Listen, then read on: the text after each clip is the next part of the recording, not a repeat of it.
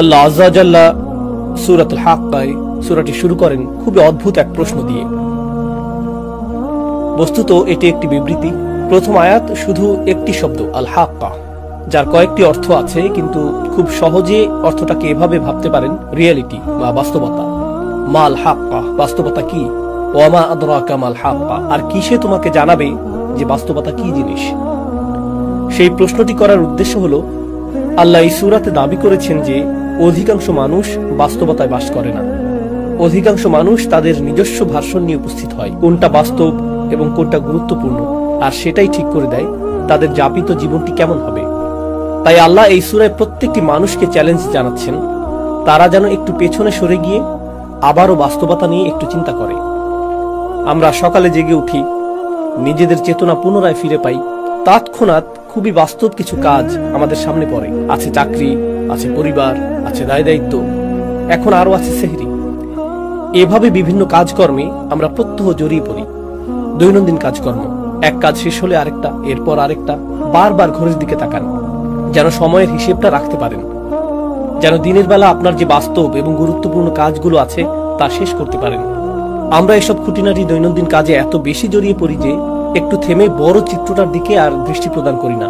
এটি খুবই কমন একটা প্রবণতা যা সকল মানুষের মাঝে দেখা যায়। আমরা দৈনিক কাজগুলোতে এত বেশি আচ্ছন্ন হয়ে পড়তে পারি যে পেছনে সরে বড় চিত্রটার দিকে আর ভ্রুক্ষেপ করি না, নিজেদের বড় কোনো প্রশ্ন করি না আমার জীবনটা কোন দিকে এগোচ্ছে, কারণ আপনি দৈনন্দিন জিনিসগুলোতে এত বেশি ব্যস্ত। এই ব্যাপারটা এমনকি ব্যবসার দুনিয়াতেও ঘটে। যেমন একটি কোম্পানিতে থাকে অ্যাকাউন্টেন্ট, ইঞ্জিনিয়ার, আরো অনেকে। তারা সকালে উঠে অফিসে যায়, নিজের করণীয় কাজটা করে, কিন্তু সবাই যদি শুধু দৈনন্দিন কাজগুলো করতে থাকে তাহলে একটি কোম্পানিকে বাঁচাতে পারবে না। কাউকে না কাউকে ম্যানেজমেন্টে থাকতে হবে যিনি বলবেন না আমাদের 6 মাসের টার্গেট আছে, আমাদের 1 বছরের টার্গেট আছে। কারো মাথায় বড় চিত্রটা থাকতে হবে। এর উপরে আছে এক্সিকিউটিভ, এর উপরে আছে স্ট্র্যাটেজিস্ট, অ্যানালিস্ট এবং অন্যান্যরা, যাদের কাছে থাকে আগামী 5-10 বছরের প্ল্যান। কারণ শুধু ছোট ছোট ক্ষুদ্র ক্ষুদ্র কাজগুলো করার মাধ্যমে ভীষণ ঠিক রাখতে পারবেন না সবার শেষে কোনটা গুরুত্বপূর্ণ। তো আমাদের ছোট ছোট কাজগুলো আরো বিশাল বিশাল ব্যাপারের সাথে জড়িত থাকে, তাই না?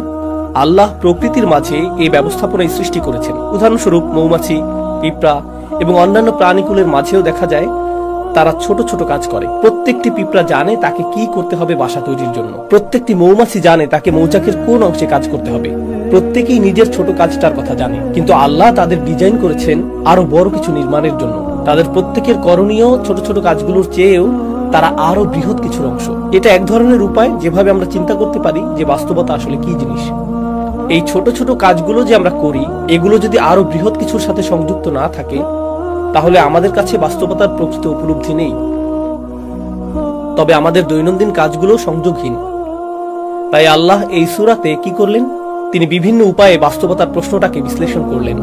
আমি এখন যা করব এই 20 মিনিটের কম সময়ে ওই চিত্রগুলোর একটি আপনাদের সাথে শেয়ার করব।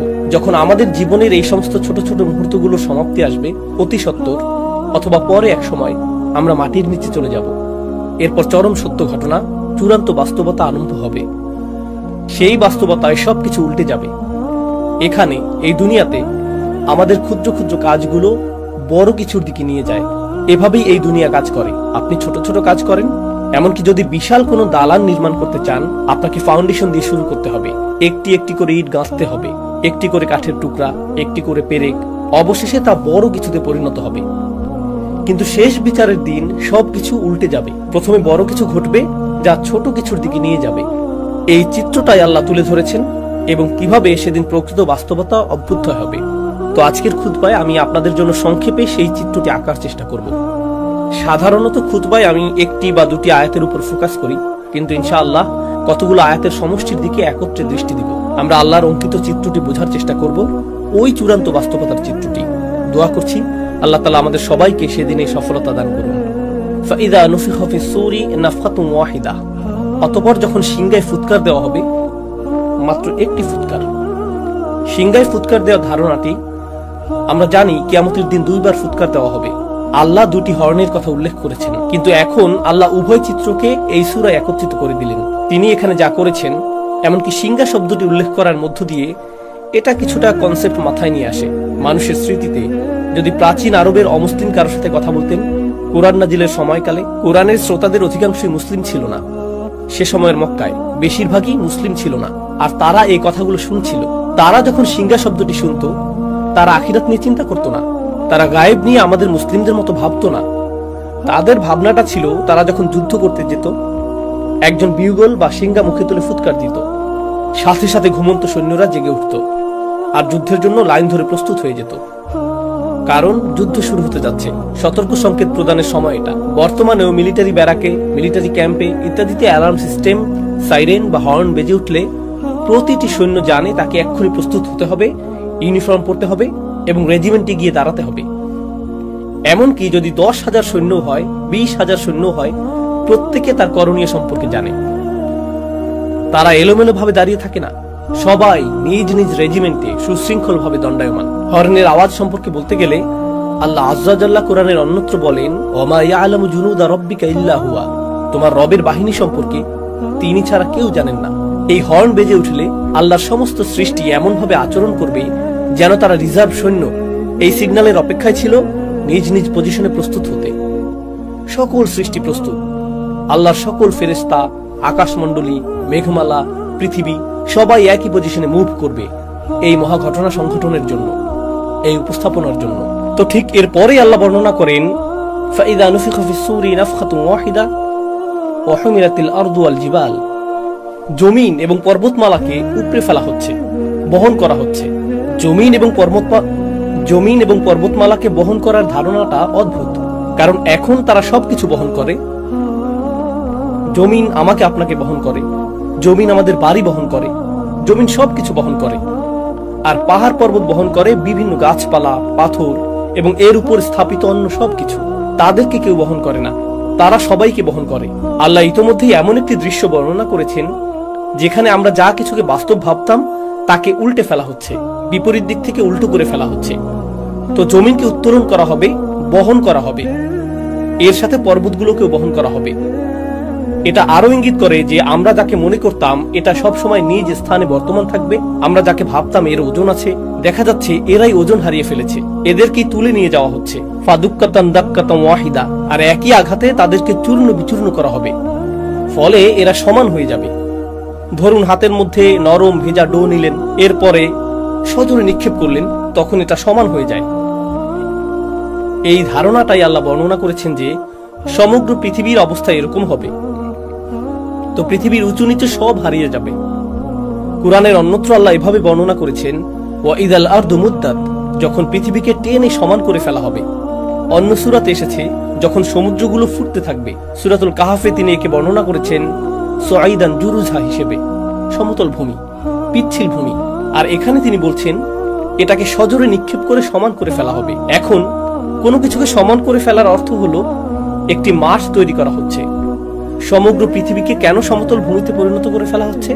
আয়াতগুলো অগ্রসর হতে থাকলে আমরা দেখব যে একটি দৃশ্য উন্মোচিত হচ্ছে। তিনি বলেন, ফায়াউমা ইদিন ওয়াকাতিল ওয়াকিয়া, ওই দিন আসল ঘটনা সংঘটিত হবে। তিনি ইতিমধ্যেই বলেছেন আল হাক্কা, আর এখন বলছেন আল ওয়াকিয়া। আল ওয়াকিয়া দারুণ আকর্ষণীয় একটা শব্দ, কারণ এটি এসেছে ওয়াকি থেকে। ওয়াকি অর্থ ভারী ওজন। তো আল্লাহ বলছেন সেদিন ভারী ওজনের পতন ঘটনা হবে। এটি অদৃশ্য জগৎ থেকে চূড়ান্ত বাস্তবতা পতিত হওয়ার বা ঘটার এক অভিব্যক্তি। কারণ সত্য সব সময় ওজনদার হয়, সত্য গুরুতর, সত্যের সারবত্য আছে, আর মিথ্যা হয় ওজনহীন, ফাঁকা। তো আল্লাহ বলছেন তখন ওজনদার সত্য ড্রপ করা হবে, অর্থাৎ তখন চূড়ান্ত বাস্তবতার অভ্যুদয় হবে। অতঃপর ওয়ানশাক্কাতিস সামা, এতক্ষণ যা বলেছি তা পৃথিবীতে ঘটতে থাকবে। সমগ্র পৃথিবীকে সমতল ভূমিতে পরিণত করা হবে। এরপর আল্লাহ বলেন ওয়ানশাক্কাতিস সামা, আকাশকে ছিঁড়ে খুলে ফেলা হবে। ইনশিকাক শব্দটি ব্যবহার করা হয় যখন একটি কাপড় নিয়ে মাঝখান থেকে ছিঁড়ে ফেলেন, মাঝখানটা এখন ছিঁড়া, একে বলা হয় ইনশিকাক।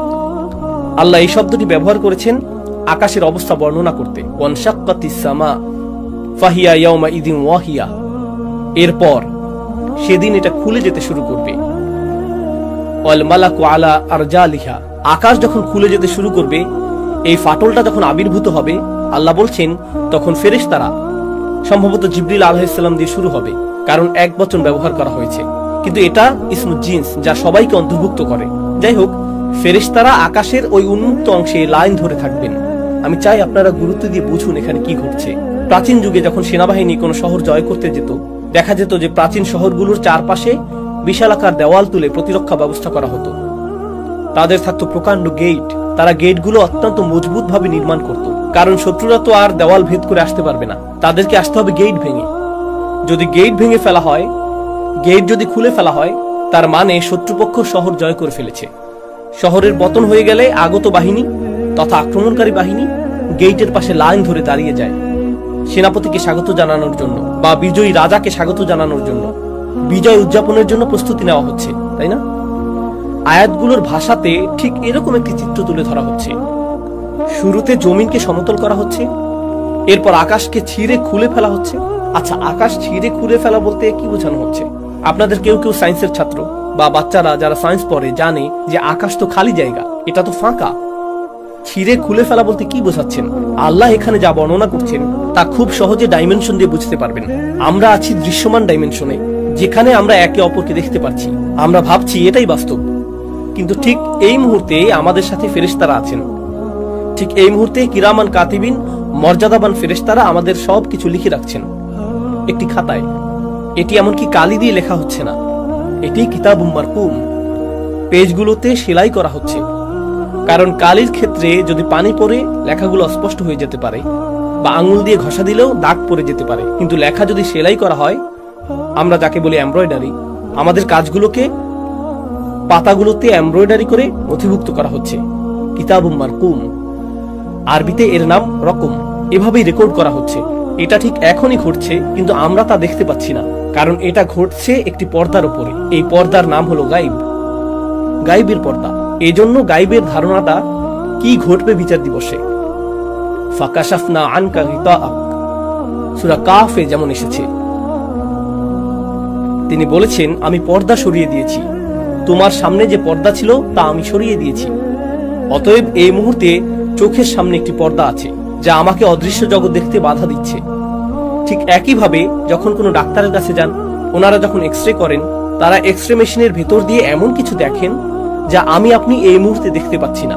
একটি লেন্স থাকে, একটি ডিভাইস থাকে যা অদৃশ্য পর্দা দূর করে দেয়।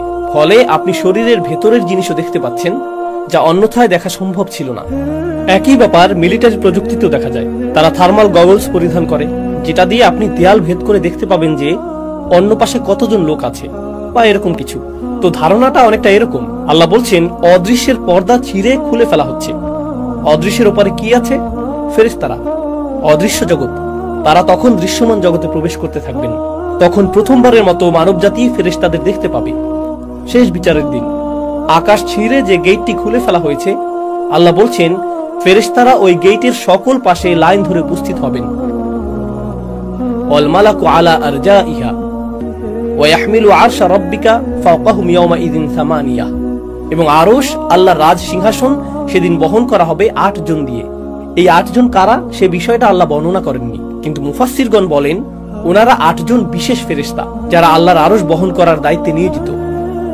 আল্লাহর আরশের একটি ভার্সন সেদিন বহন করে আনা হবে, শুধু মানুষকে দেখানোর জন্য যে রাজাধিরাজ আল্লাহ মানুষের বিচার শুরু করতে যাচ্ছেন।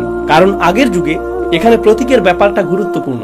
আগের যুগে গার্ডরা রাজাদের বহন করত এক ধরনের ছদ্ম সিংহাসনে, কারণ আসল সিংহাসনটা অন্য কোথাও আছে। এই বহনযোগ্য সিংহাসনটা আনা হয়েছে শুধু বিচার কার্য পরিচালনার জন্য। যদিও রাজার এখন আগমন ঘটেনি, কিন্তু সিংহাসন আনা হয়েছে। তো ওয়াহমিলু আরশা রাব্বিকা ফাওকাহুম ইয়াওমাইযিন সামানিয়া, আর্মিরা গেট খুলে ফেলেছে, সিংহাসন আনা হয়েছে 8 জন দিয়ে। এই 8 জন কি ফেরেশতা নাকি আল্লাহর অন্য কোন সৃষ্টি? আলী রাদিয়াল্লাহু তাআলা আনহু সহ অন্যরা বলতেন যে 8 জন বলতে কি 8 জন নাকি 8000 নাকি 8 লেজিয়ন বোঝানো হয়েছে। মা হিয়া হাদিহি সামান, আমরা জানি না এটা এই 8 কারা, এটা আল্লাহ আমাদের জানাননি। তো তিনি বলেন ইয়াউমাইযিন ইউরাদুন, এত সবকিছু কেন ঘটছে? কেন সমগ্র ভূপৃষ্ঠকে সজোরে সমান করে ফেলা হচ্ছে? কেন আকাশ ছিঁড়ে খুলে ফেলা হচ্ছে?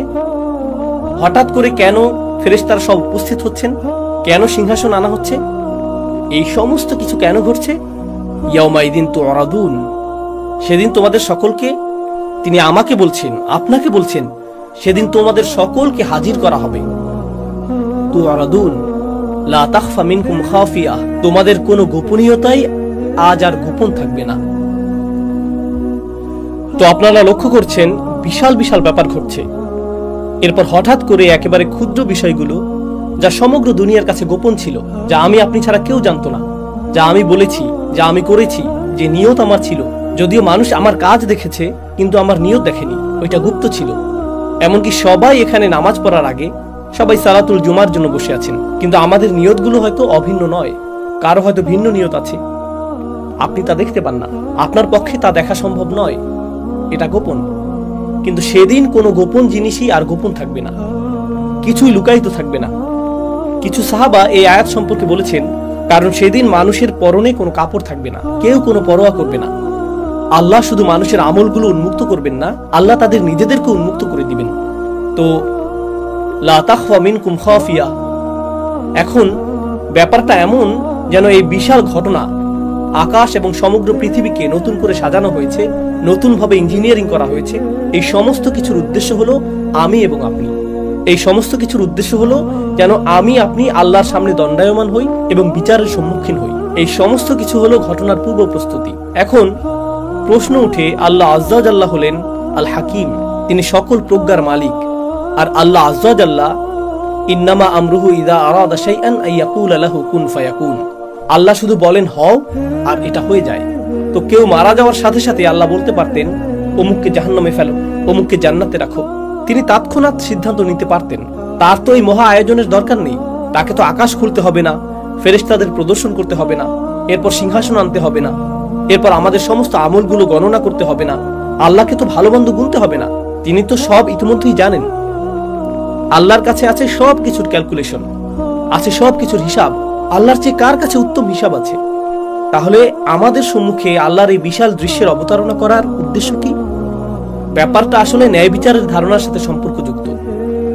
এই দুনিয়াতে মানুষ যে বিষয়গুলো চায় তার মধ্যে একটি হলো ন্যায় বিচার। কিভাবে ন্যায় বিচার হয়? দুটি বিষয় ঘটতে হবে যদি ন্যায় বিচার পেতে চান।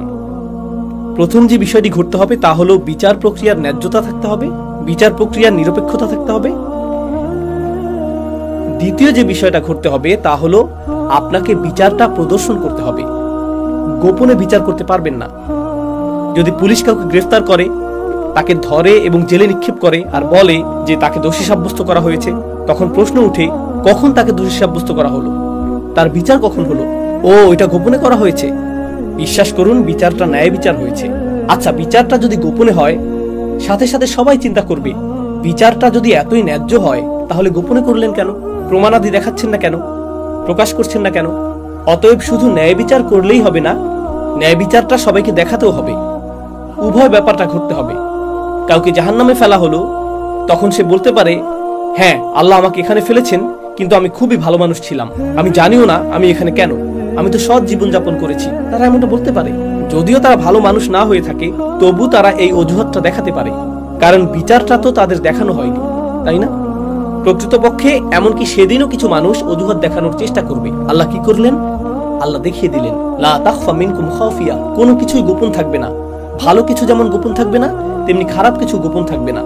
আপনি নিজে, আমি নিজে সাক্ষ্য দিব আল্লাহ ন্যায় বিচার করেছেন। এটি একটি ন্যায্য বিচার। এখানে কোনো অন্যায় করা হয়নি, কারো প্রতি না। ফামান ইয়ামাল মিসকালা যাররাতিন খায়রান ইয়ারাহু ওয়া মান ইয়ামাল মিসকালা যাররাতিন শাররান ইয়ারাহু।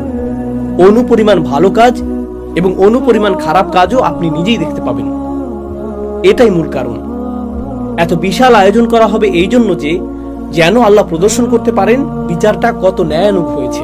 আমার আপনার চোখের সামনেই এটা ঘটবে। এটা সেই মহাবিচারের প্রস্তুতি। এখন কিছু সময়ের জন্য একটু কল্পনা করুন, আমরা বিভিন্ন ইভেন্টে যোগ দিই। কেউ ঈদ পার্টির আয়োজন করলো, এটা একটা ইভেন্ট। চলুন আরো বড় কোনো ইভেন্টের কথা চিন্তা করি। নতুন প্রেসিডেন্টের শপথ অনুষ্ঠান হবে বা নতুন প্রধানমন্ত্রী নির্বাচন করা হয়েছে, তখন অনুষ্ঠান করা হয়, উদ্বোধনী অনুষ্ঠানের আয়োজন করা হয়, জাতীয় উৎসবের একটি দিন। বিশাল এক ব্যাপার। যখন বিশাল কিছু হয় তার জন্য প্রস্তুতিটাও হয় অনেক বড়। আল্লাহ এত ব্যাপক প্রস্তুতি নিচ্ছেন, এত প্রকাণ্ড আয়োজন। কত যে আয়াতে এই ইভেন্টের প্রস্তুতির কথা এসেছে। সিংহার আওয়াজ থেকে শুরু করে আকাশ ছিঁড়ে ফেলা, ফেরেশতাদের সারিবদ্ধ হয়ে দাঁড়িয়ে যাওয়া, সিংহাসনের আগমন, এই যে এত বিশাল আয়োজন, আমার কৃতকর্মগুলো হিসেবের জন্য, আপনার কৃতকর্মগুলো হিসেবের জন্য। আল্লাহর কাছে আমাদের কর্মগুলো এতটাই গুরুত্বপূর্ণ, অথচ আমরা মনে করি আমাদের কৃতকর্মগুলো ছোটখাটো বিষয়। মনে আছে আমি যে শুরুতে বলেছিলাম এই জগতে ক্ষুদ্র ক্ষুদ্র বিষয়গুলো বড় কিছুর দিকে নিয়ে যায়, আর বিচার দিবসে কি হবে? সেদিন বিশাল বিশাল ব্যাপারগুলো ঘটবে আমার আপনার একেবারে ক্ষুদ্র ক্ষুদ্র আমলগুলোর হিসাব নিকাশের জন্য। তাই আমাদের মুখ থেকে নির্গত হওয়া কোনো শব্দকে আমরা ছোট করে দেখি না, আমাদের কৃত কাজগুলোকেও আমরা হালকাভাবে দেখি না, এটাই মূল কারণ। অতঃপর তিনি সুবহানাহু ওয়া তাআলা বলেন, ফাআম্মা মান উতিয়া কিতাবাহু বিয়ামিনিহি ফায়াকুলু হাউম ইকরাউ কিতাবিয়াহ। মাত্র 2 মিনিট বাকি আছে, তাই সংক্ষেপে তুলে ধরব, আপনারা নিজে নিজে পড়ুন, ইনশাআল্লাহ এর থেকে উপকৃত হবেন। তিনি বলেন, আর যার আমলনামা তার ডান হাতে দেওয়া হবে, যে কেউ যাকে তার আমলনামা ডান হাতে দেওয়া হবে, আল্লাহ আমাদের সবাইকে তাদের অন্তর্ভুক্ত করুন। তো কেউ যখন তার ডান হাতে নিজ কৃতকর্মের খাতাটি পাবে, আল্লাহ বর্ণনা করেন, হাউম হাউম। হাউম মানে এদিকে আসো এবং গ্রহণ করো। হাউমের একটি অর্থ হলো এখানে আসো এবং নাও। আপনারা বিচার দিবসের বর্ণনা আগেও শুনেছেন, সেদিন কেউ কারো কোনো খবর রাখবে না। ইয়াউমা তারাউনাহা তাযহালু কুল্লু মুরদিআতিন আম্মা আরদাআত। এমনকি মা যিনি তার বাচ্চাকে দুধ খাওয়াচ্ছেন জাস্ট তাকে ফেলে দিবে, জাস্ট তাকে কোল থেকে ফেলে দিবেন। এতটা ভয়ঙ্কর বিচার দিনের বর্ণনা। ইয়াফিরুল মারউ মিন আখিহি ওয়া উম্মিহি ওয়া আবিহি ওয়া সাহিবাতিহি ওয়া বানিহি ওয়া সাহিবাতিল্লাতী তুইহি। আপনি আপনার মা থেকে পালাবেন, বাবা থেকে পালাবেন, ভাই থেকে, স্বামী স্ত্রী থেকে, আপনি আপনার সমগ্র গ্রামবাসী থেকে পালাবেন, পরিচিত সকল মানুষ থেকে। তাদের দেখলেই উল্টো দিকে পালিয়ে যাবেন, কারো ব্যাপারে কোনো পরোয়া করবেন না। বস্তুত লাউ ইয়াফতাদি মিন আযাবি ইয়াউমা ইযিন বিবানিহি। এই আয়াতের কয়েকটি আয়াত পরে আল্লাহ বলেন, ওমান ফিল আরদি জামিআ সুম্মা তুনজিহি।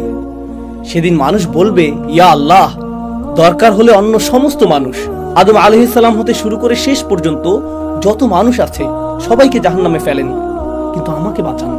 এটাই সেদিন তারা বলবে, ওমান ফিল আরদি জামিআন সুম্মা ইনজিহি। সেই দিনে কিছু মানুষ ডান হাতে তাদের আমলনামা পাবে।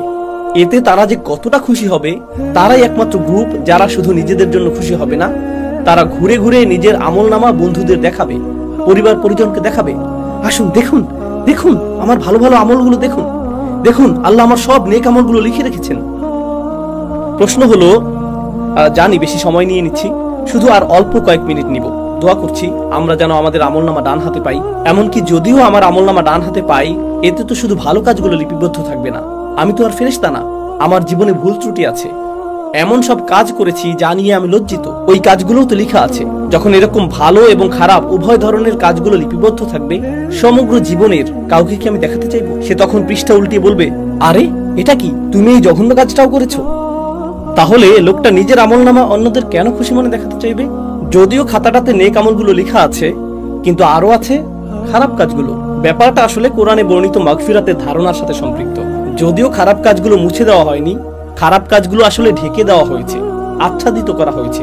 আপনি বুঝতে পারেন, আগের দিনে বাচ্চারা কলম দিয়ে কিছু লিখতো, লেখাটা ভুল হলে তারা সাদা রং দিয়ে ঢেকে দিত, এর উপর আবার লিখতো। লেখাটা দেখে বোঝা যেত এখানে কিছু একটা ঢেকে দেওয়া হয়েছে। ব্যাপারটা ঠিক এরকম। আপনি বুঝতে পারবেন আমার কিছু কিছু কর্ম ঢেকে দেওয়া হয়েছে। আপনি তখন খুশিতে নেচে উঠবেন, আমি যে কত ভুল করেছি, আর আল্লাহ আমার অগণিত ভুলগুলো সাদা রং দিয়ে ঢেকে দিয়েছেন, আর ভালো ভালো আমল দিয়ে তা পরিবর্তন করে দিয়েছেন।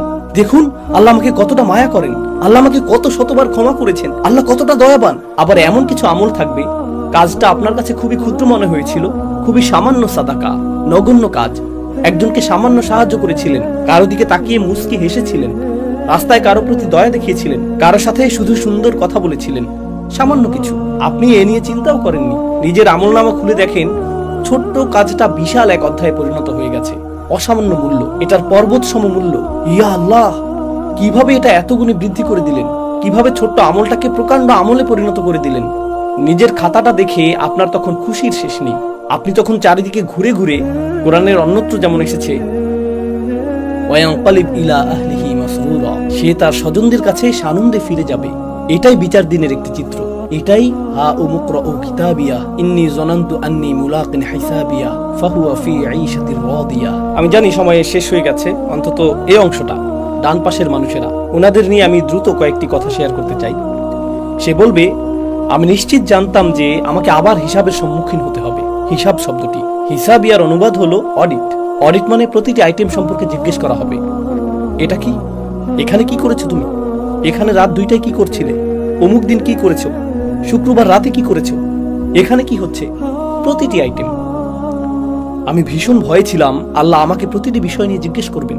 এখন যেহেতু আমি আমার খাতাটা দেখতে পাচ্ছি, আমি দেখতে পাচ্ছি আল্লাহ আমার প্রতি সদয় আচরণ করেছেন, আল্লাহ আমার হিসাব সহজ করেছেন।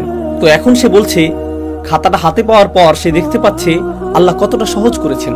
আল্লাহ যার বর্ণনা দিয়েছেন, ফাসাউফা ইউহাসিবু হিসাবান ইয়াসীরা, আল্লাহ অত্যন্ত সহজভাবেই তার হিসাব নিকাশ করবেন। এখন সে আল্লাহর দিকে ফিরে বলছে, আমি যে কতটা আতঙ্কিত ছিলাম এই ভয়ে যে আমি অতিশয় কঠিন এক হিসাবের সম্মুখীন হব।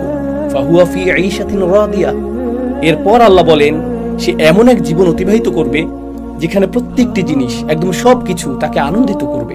সবকিছু এমন হবে, জানেন তো, অনেক সময় ছুটি কাটাতে সবচেয়ে সেরা কোথাও গেলেন, সেখানেও কিছু একটাতে সমস্যা থাকবে। সবচেয়ে সেরা জামাটা পরলেন, সর্বোত্তম খাবার আহার করলেন, সুন্দরতম হোটেল, সুন্দরতম দৃশ্য, হোটেলের সেরা রুমটা পেলেন, সবকিছু পারফেক্ট, তবুও ভেতরে কিছুটা হতাশা অনুভব করছেন। কোনো চিন্তা, কোনো সমস্যা, কোনো একটা বাজে স্মৃতি, কিছু একটা আপনার মাথায়, খাবারটা আসলে এতটা সুস্বাদু লাগছে না, কারণ কিছু একটা এখনো অনুপস্থিত। কারণ সম্পূর্ণরূপে সন্তুষ্ট হওয়া, পুরোপুরি সুখী হওয়া, এটা কি প্রায় অসম্ভব মনে হয় মানুষের জন্য। সম্পূর্ণরূপে, পুরোপুরি, সকল দিক থেকে সুখী হওয়া অসম্ভব।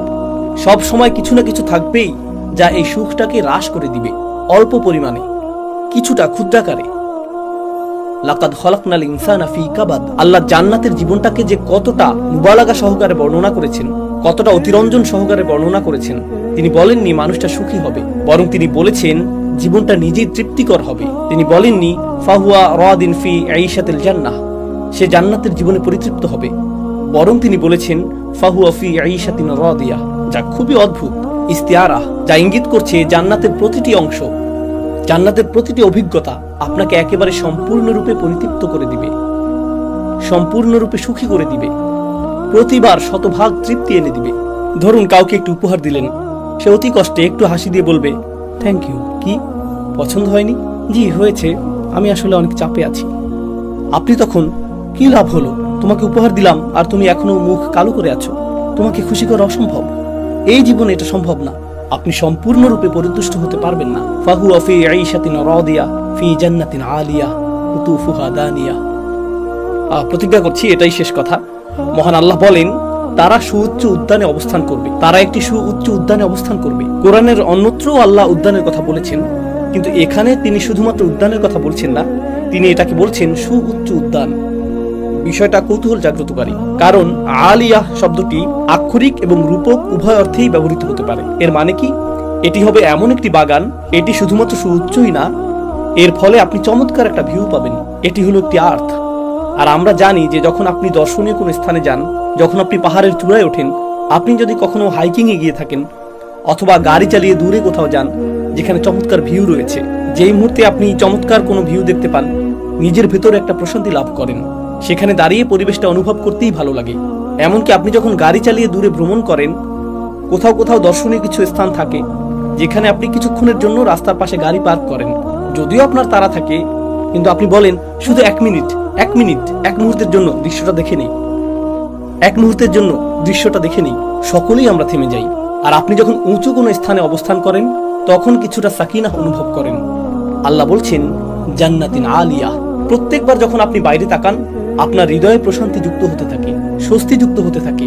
এর দ্বারা এটাও বোঝায় যে জান্নাতে যত দূর দেখা যাবে সবই হবে আপনার, আপনি এর চূড়ায় থাকবেন, আর যত দূর দেখা যাবে সব দিক থেকে এটা হবে আপনার রাজত্ব।